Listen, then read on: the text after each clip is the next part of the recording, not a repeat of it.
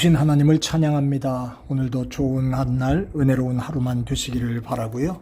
여러분 계신 곳에서 평안과 또 기쁨이 충만한 하루, 건강하신 하루들이 되시기를 바랍니다. 리조울드에 계신 모든 성도 여러분, 하나님이 함께 하심을 믿고 감사하는 한날 되세요. 고맙습니다.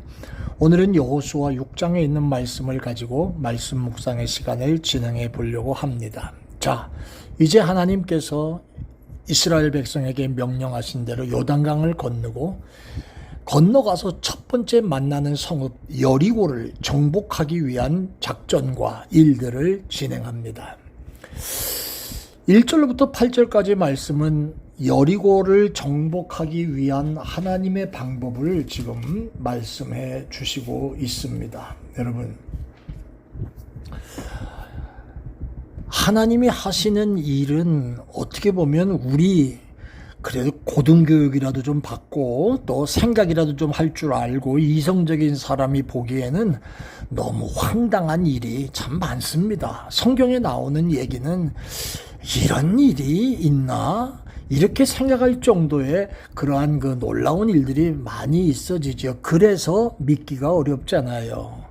그래서 믿을 수가 없다고요. 과거에 어떤 신학자는 성경을 다시 한번 자기가 재해석을 하는데 기적적인 일, 또 놀라운 일 이런 거는 말도 안 되니까 이런 건 빼자. 그리고 이것저것 창세기부터 신약 성경까지 다 빼보니까 성경에 하나도 남는 게 없고 껍데기만 남더라고 그러더라고요.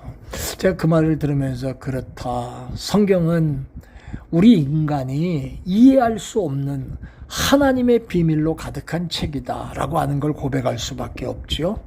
여러분, 여리고성은 이중으로 축조된 아주 단단한 성이었다고 해요. 그런데다가 뭐 여리고에 사는 사람들은 뭐 병신들이고 뭐 다 장님들입니까? 귀머거리들입니까? 이스라엘 백성들이 자기들을 침범하러 온다는 걸 알았을 거 아닙니까? 그러니까 철통 같은 방비를 할 수밖에 없었습니다. 이러한 일들을 놓고 생각해 볼 때 여러분, 인간적인 방법으로 이 성을 점령한다는 거 결코 쉬운 일도 아니고요.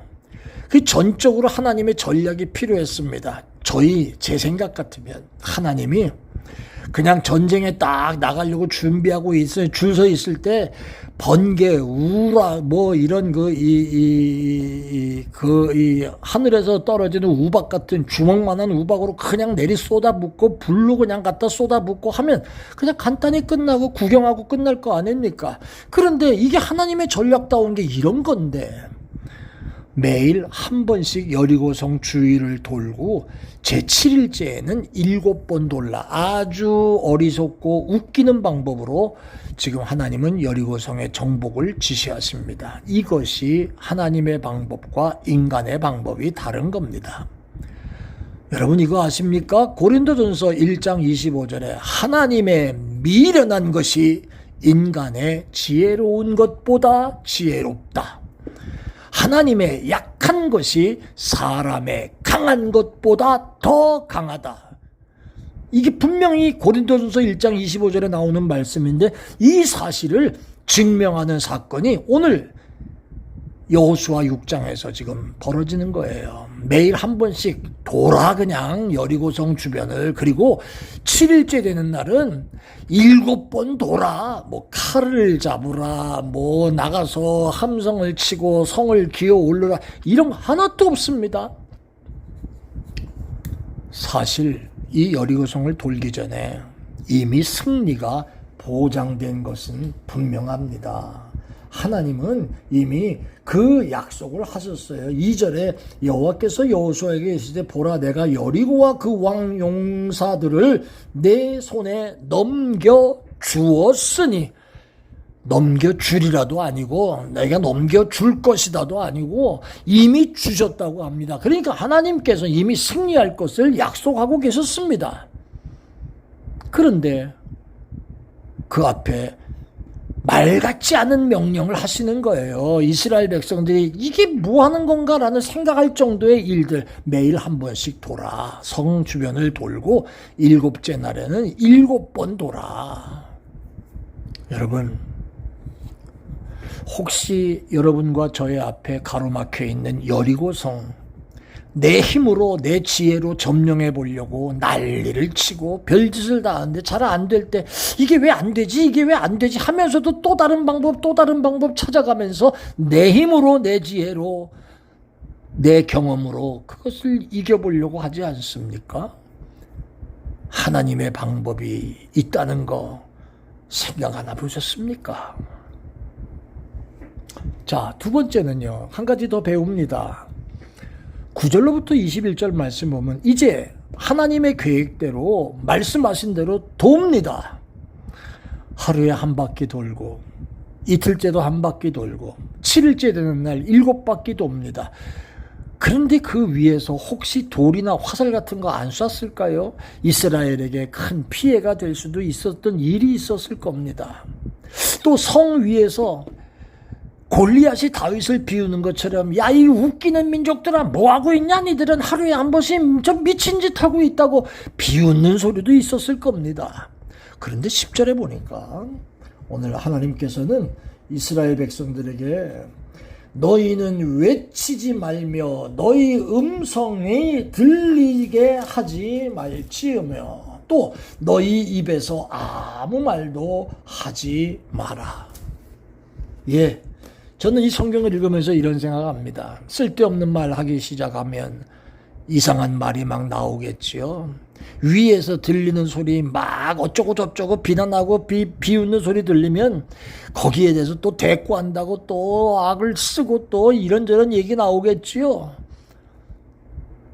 하나님이 왜 그 성을 돌면서 아무 말도 하지 말고 듣지 말라고 하는 말씀이 있었는가 하는 걸 생각해 보게 합니다. 자, 하나님의 일을 우리가 하다가 쓸데없이 말을 시작하면 험담이 나오게 됩니다. 부정적인 말도 나오게 됩니다. 비판적이고 비생산적인 것들이 내 입에서 막 나올 수 있습니다. 남의 소리를 듣다 보면 하나님의 소리를 들을 수가 없게 됩니다.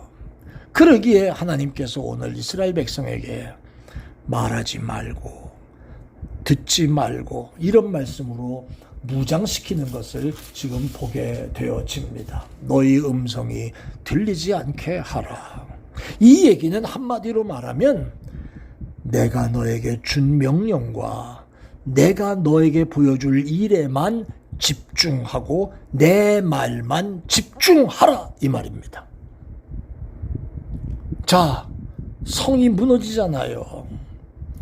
결국 이스라엘 백성이 자기들 뜻대로 성질 내고 지들 대로 하는 그런 것으로 이긴 게 아니라 하나님의 계획대로 명령대로 도울 때 그리고 그 일을 행했을 때 순종했을 때 그냥 승리했습니다. 사랑하는 여러분, 지금 여러분의 환경이 예수 믿는다는 것 때문에 혹은 하나님의 일을 하는 것 때문에 남들에게 비웃음의 대상이 될 때가 혹시 계실까요? 하나님이 후에 웃게 해주실 날을 기억하고 오늘 본문 속에 귀를 닫고 입을 닫고 눈을 들어 주님을 바라보고 달려가는 그런 모습만 있게 되시기를 바랍니다. 오늘 한 날 하나님의 승리는 내 생각과 다르다. 그리고 하나님의 승리는 내가 해야 될 분명한 일이 있구나 라고 하는 것을 여러분 깨달으시고 오늘도 승리하는 한 날만 되시기를 예수 이름으로 축원합니다. 아멘. 고마우신 아버지 하나님, 하나님의 약한 것이 사람의 무지무지하게 강한 것보다 더 강하다고 하는 것을 오늘 본문 말씀 속에서 우리가 생각해 봅니다. 하나님, 나의 앞에도 가로막힌 여리고 성들이 있을 줄 압니다. 그거 내 힘으로 점령하려고 내 지혜로 내 경험으로 살아온 경험으로 배운 지식으로 그렇게 했는데도 되지 아니하는 그 모습, 하나님의 방법이 무엇인가 귀를 기울이고 하나님의 뜻을 찾는 종들 되게 하여 주옵소서. 하나님이 훗날에 웃게 하실 날을 주실 줄 믿습니다. 예수님 이름으로 기도합니다. 아멘. 고맙습니다.